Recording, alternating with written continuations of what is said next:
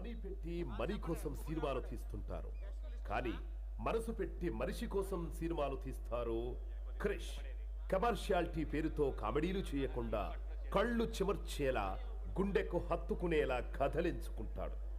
మంచి మనిషిగా మారడానికి అవకాశం రావడం ఎంత కష్టమో, అలానే మంచి సినిమా తీసే అవకాశం కూడా కష్టమే. కానీ తనకు తానుగా అవకాశాలు క్రియేట్ చేసుకొని మంచిని మంచిగానే చెప్పే మంచి డైరెక్టర్ క్రిష్. మనిషికి మనిషిని పరిచయం చేసేలా సహజమైన పాత్రలతో వెండితెర సాక్షిగా మనందరికీ గమ్యం చూపించాడు. అంతకుముందు నిజంగా నాకు మనిషి అంటే తెలియదు.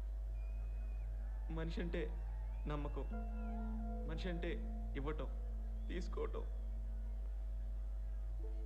ఎదుటాల గురించి ఆలోచించడం, ఆవేశపడిగలటం, రేపుడు గురించి ఆశ, కాస్త సంతోషం, కాస్త కన్నీరు, ఇవన్నీ ఉంటేలే ఒకడు మనిషి అవుతాడు.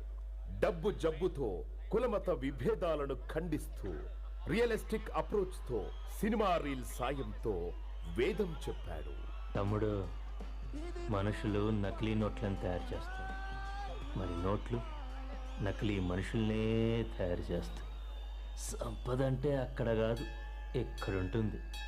అన్నయ్య, జీవితంలో నువ్వు కూడా తెలుసుకో, పెరుగు వాళ్ళ పెరుగు ఉంటుంది కానీ పులిహార్లో పులి ఉండదు. మనస్సుని స్వార్థంతో కప్పిపెట్టేస్తున్న వందే భారతానికి కృష్ణం వందే జగద్గురుం అంటూ జీవన సారాన్ని బోధించాడు. దోచుకోవట్లేదు దేవిక, దొరికినోడు దోచుకుంటున్నాడు, దొరకనోడు ఏడుస్తున్నాడు. ప్రతి కామన్ మ్యాన్ నాలా ఆలోచిస్తాడు, అర్థమైంది? రెడ్డ పైపు నుంచి చూడు, వాడికి అవకాశం దొరికింది, దోచుకుంటున్నాడు. అమ్మ 9 నెలలు కష్టపడితే మనం పుట్టామనుకుంటారు కొందరు. కాదు, నాన్న పక్కన 10 నిమిషాలు సుఖపడితే పుట్టామనుకుంటారు కొందరు. రెండూ నిజాలే.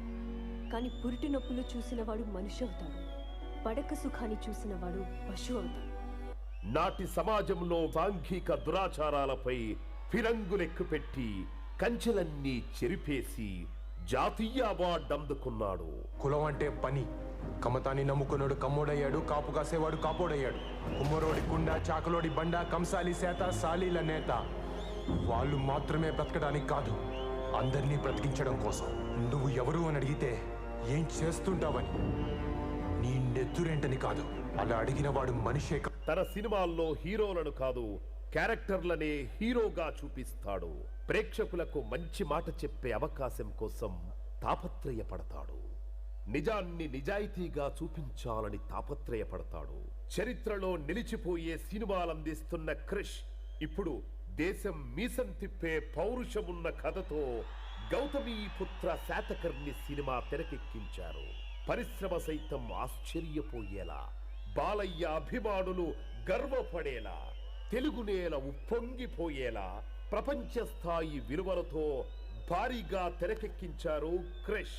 తెలుగోడి తెగువెంతో చూపించబోతున్న విలక్షణ దర్శకుడు క్రిష్ తెరకెక్కించిన గౌతమీపుత్ర శాతకర్ణి తెలుగు సినిమా చరిత్రలో కలకాలం నిలిచిపోతుందని నమ్ముతూ అంజనీపుత్ర రాధాకృష్ణ గారికి ఇవే మా శుభాకాంక్షలు. విశ్రాంతి లేదు, విరామం లేదు.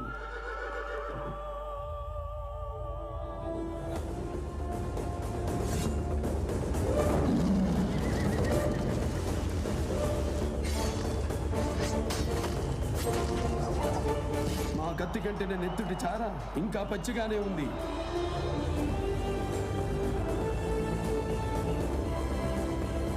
సమయం లేదు మిత్రమా, శరణమా రణమా.